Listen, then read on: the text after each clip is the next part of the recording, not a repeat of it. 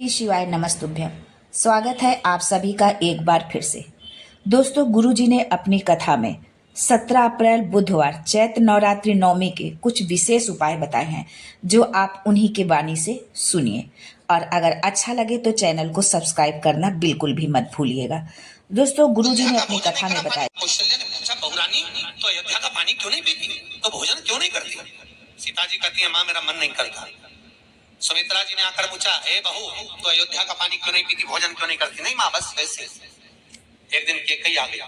केकई ने आकर पूछा, हे बहू तो अयोध्या का पानी क्यों नहीं पीती, भोजन क्यों नहीं करती?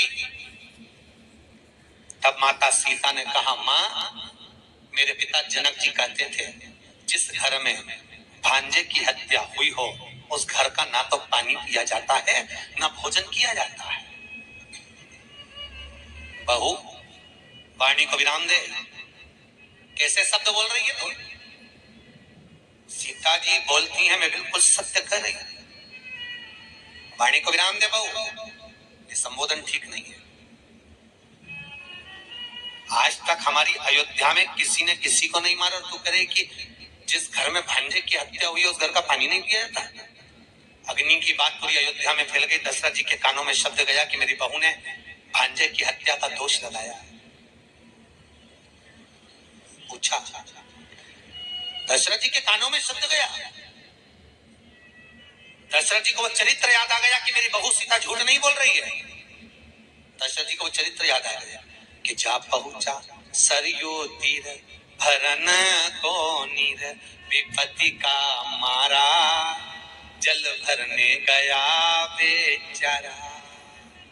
श्रवण पानी को आया था, वो जल में तुम भी डुबोया था। अरे धोखे से मारा बाण कलेजा फाड़ा, जल भरने गया बेचारा। तब श्रवण कुमार ने कहा था, दशरथ जी जब बोले थे, मैंने तो हिरना जाना था, नहीं श्रवण को पहचाना था। अरे धोखे से मारा बाण कलेजा फाड़ा, जल भरने गया बेचारा। तब श्रवण कुमार ने कहा था, मामा जी भेद बता देना, तुम मात को नीर पिला देना। मेरे पांव पड़ी जंजीर हुआ अंधियारा, जल भरने गया बेचारा। जैसे श्रवण कुमार ने कहा, मामा जी भेद बता, तो दशरथ जी ने पूछा, क्यों रे, मैं तेरा मामा कैसे?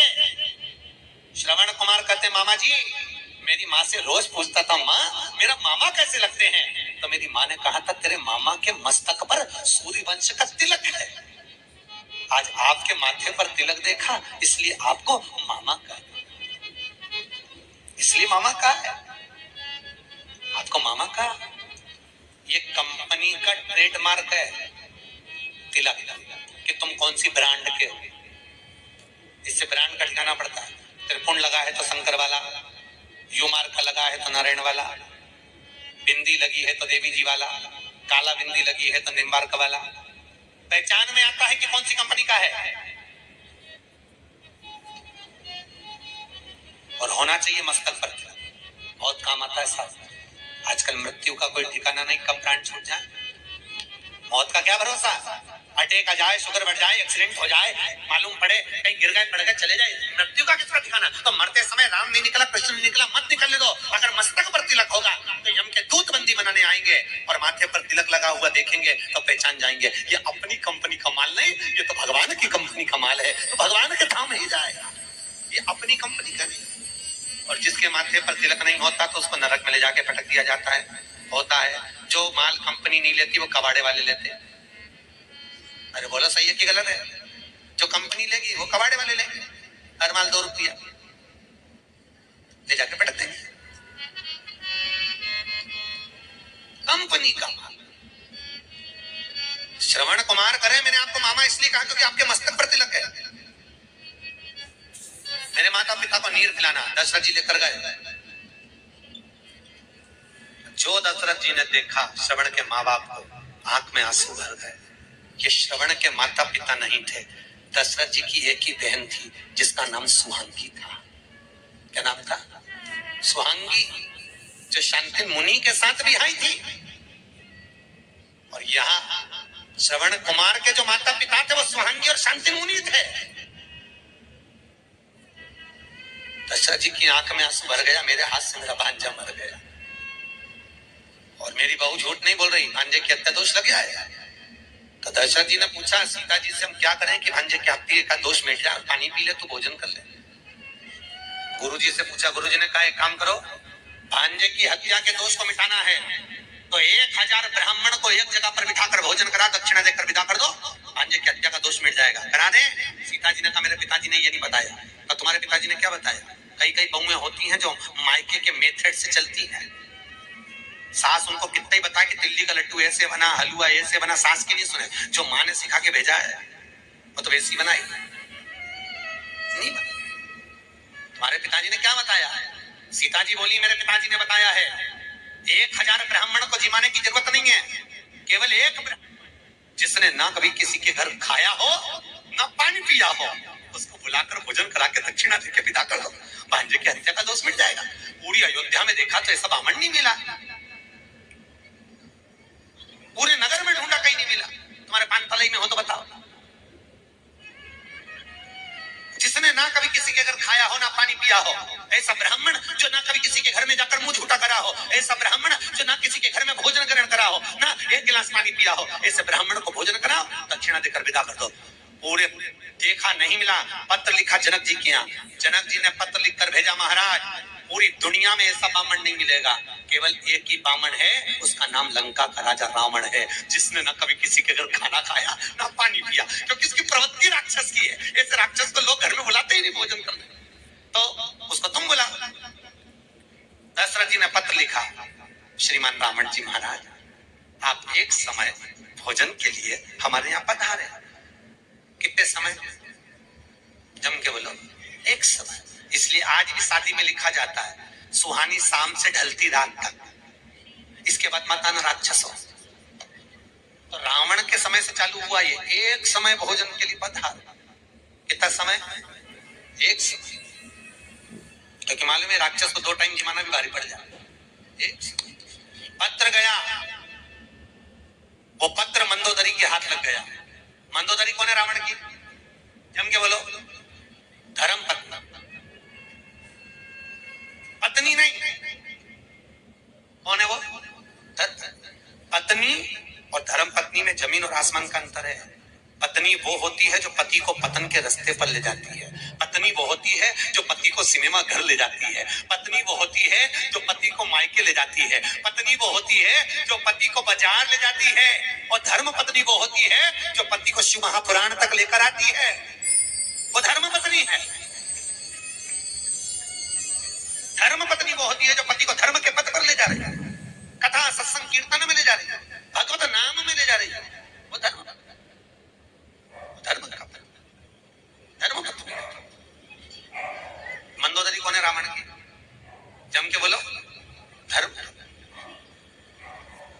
कितनी सुंदर बात लिखी तुलसीदास जी, मंदोदरी को धर्म पत्नी लिख रहा है। और वेद व्यास जी वो धृतराष्ट्र की क्या नाम था, गांधारी, उसके आगे पत्नी लिख रहा है, धर्म पत्नी लिखा ही नहीं। क्यों? वेद व्यास जी से पूछा तुमने इसका नाम क्या है, धर्म पत्नी क्यों नहीं लिखा? तो वेद व्यास जी ने कहा क्यों लिखो धर्म पत्नी? धर्म पत्नी वो होती है, पति की आंख से पति नहीं देख सकता तो कम से कम अपनी आंख से देखकर तो बता दे। पति पांव से नहीं चल सकता, अपने पांव से तो चलकर पति को तीरथ करा दे। पति हाथ से काम नहीं कर सकता, अपने हाथ से तो काम कर ले। पर ये गांधारी तो ऐसी थी कि पति की आंख नीचे दौर पट्टी बांध के बैठ गई, जैसे तुम वैसे आप ले। वो तो अच्छा है आज के कलयुग में नहीं पैदा हुई। अगर कलयुग में गांधारी होती तो मालूम पड़े पति हॉस्पिटल में पड़ा पलंग पे, उसको चढ़ रही बाटल, तो ये भी कहती हम भी पड़े पलंग पे, हमें भी चढ़ा दो बाटल। धर्म पत्नी होना चाहिए, धर्म पत्नी का फर्ज अदा करो।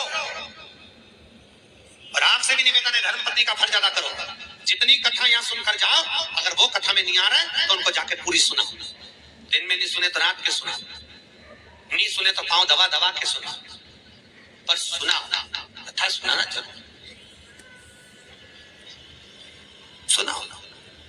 सती का मन नहीं लगा कथा में तो भी शंकर जी लेके गए थे कुंभज ऋषि के, एक बार कीर्ता चुमाई शंभु गए कुंभज ऋषि पाए। भले मन नहीं लगा पर कथा तो सुना। नियम लो कि मैं रात को 9 बजे से 12 बजे तक कथा सुनाऊंगी, बस सीधी बात, जो सुन के जाऊंगी सुना। एक बार हमने इंदौर में ये बात कही थी अपना पैलेस में, एक धर्म पत्नी का फर्ज है कि पति को कथा सुना। एक नई नवेली बहू आके बैठी थी, शादी के 6 महीने हुए थे, वो रोज अपने पति को सुनाती। तीसरा दिन कथा का वो आके बोली, गुरुजी आज मेरा सेठ आया है। मैंने कहा बेन मिला ना हो, तेरे पति से जरूर मिला ना हो। कथा पूरी हुई तो वो बेलपत्र लेने आए। मैंने उससे पूछा भैया तो 3 दिन कथा में नहीं आया, चौथे दिन कैसे आया? उसने कहा गुरुजी ईमानदारी से बोलो। मैंने कहा बिल्कुल ईमानदारी से बोल। और कहने लगा गुरुजी रात को 9 से 12 सुनने से अच्छा है दिन में 12 से 3 सुन लूं, क्योंकि पूरी रात बैठ के ये कथा ही सुनाती रहती है, उससे अच्छा मैं दोपहर में सुन लूं तो अच्छा। नियम से सुना। मंदोदरी धर्म पत्र गया मंदोदरी के हाथ, मंदोदरी दौड़ के रावण के पास पहुंची। लंकेश की जय हो, लंकाधिपति की जय हो। रावण ने सोचा आज तो बड़ी जय जयकार हो रही मेरी, और मेरी धर्म पत्नी कर रही है। क्योंकि जिंदगी में केवल एक धर्म पत्नी ऐसी होती है, वो हर कभी पति की जय जयकार करती ही नहीं कभी जिंदगी में। किसी की भी पत्नी हो वो कभी जिंदगी, तुम देखना अच्छे से अच्छे विद्वान की भी पत्नी होती है ना, विद्वान से विद्वान की पत्नी भी होगी, किसी विद्वान से विद्वान पंडित की भी पत्नी होगी तो एकादशी पड़ोसन से पूछ के करेगी, पति से नहीं। सोमवार करेगी तो व्रत करेगी, कोई हड़तालिका तीज का व्रत है, चतुर्थी का व्रत है, पंचमी का, जो भी व्रत करेगी पति से नहीं पूछेगी। इतना विद्वान पंडित, उससे दुनिया पूछने आ रही और वो पड़ोसन से पूछे तू कब करेगी, उससे पूछना। और बेचारा पति को बुरा नहीं लगे, बता हम तो विद्वान, हमसे दुनिया पूछ रही और ये पड़ोसन से पूछ रही। इसमें पत्नी की गलती नहीं, इसमें पति की सबसे बड़ी गलती है। पति ने हाथ करके अपनी इज्जत खराब करी। एक महाराज जी थे प्रवचन में बोल रहे थे कि चतुर्मास में 4 महीना बैंगन नहीं खाना चाहिए। पत्नी भी बैठी थी, सुन लिया उसने, घर गई सारा बैंगन उठा के नल्ले में पटक दिया नाली के अंदर। पति आया शाम को, ला भोजन ला, उन्हें भोजन दी, मूंग की दाल ने रोटी। क्यों बैंगन कहाँ गया? कल तो लाया था मैं 80 रुपए का बैंगन की सब्जी बनाने के लिए। पत्नी बोली तुम ही तो बोले थे प्रवचन में, कथा में कि 4 महीना चतुर्मास में बैंगन नहीं खाना चाहिए। मैं उठा के सब एक घोड़ा पर। पति सिर पे हाथ रख के बोला अरे वो भाग्यवान, चौकी की कथा चूल्हे में क्यों लाई? अब खुद ही काम बिगाड़ते, खुद ही बता क्यों? मंदोदरी ने कहा स्वामी आपने कभी ब्राह्मण कर्म नहीं करा। रावण कहता ब्राह्मण कर्म क्या होता है? मैं जनेऊ पहनता हूँ, त्रिपुंड लगाता हूँ, शिव का पूजन करता हूँ, ये ब्राह्मण कर्म ही तो है। मंदोदरी कहती इसको ब्राह्मण कर्म नहीं कहते। ब्राह्मण कर्म वो होता है जो जजमान के यहाँ जाए, भोजन करके दक्षिणा लेकर। रावण कहता मेरे जैसे दशानंद को कौन भोजन कराएगा? मंदोदरी के फालतू की बात छोड़ो, ऐसे बहुत सारे पड़े जो तुम्हें भोजन कराने को तैयार। तुम जाओगे? रावण कहने लगा अगर कोई अच्छा विद्वान मेरे को जिमाना चाहता चले जाऊंगा। जाओगे? पक्का बोलो। जाऊंगा। जाओ। राजा दशरथ ने बुलाया। रावण मंदोदरी के कहने पे सोने का मुकुट नीचे रख दिया। रावण विद्वान था, उसको मालूम था राम के दरवाजे पर जा रहा हूं, अहंकार का मुकुट पहन के जाऊंगा तो राम नहीं मिलेगा। मुकुट नीचे चला, दरवाजे पर पहुंचा। दशरथ जी को मालूम पड़ा ब्राह्मण आया है भोजन करने। दशरथ जी आए, रावण के चरण पखारे। राम जी ऊपर से खड़े खड़े देख रहे थे। राम जी ने देख लिया आज मेरे पिताजी रावण के चरण पखार रहे हैं, तो ये रावण मेरे घर में भोजन करने आया है। आज मेरे पिता ने चरण पखारे हैं तो एक ना एक दिन मैं भी पखारूंगा।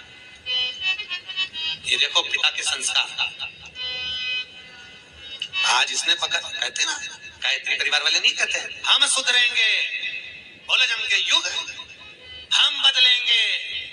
युग बदलेगा, कब बदलोगे भाई? तारीख भी तो निश्चित करें।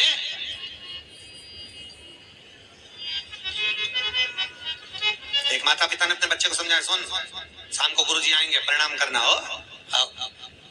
शाम को गुरुजी आए, चल प्रणाम करके नहीं करना।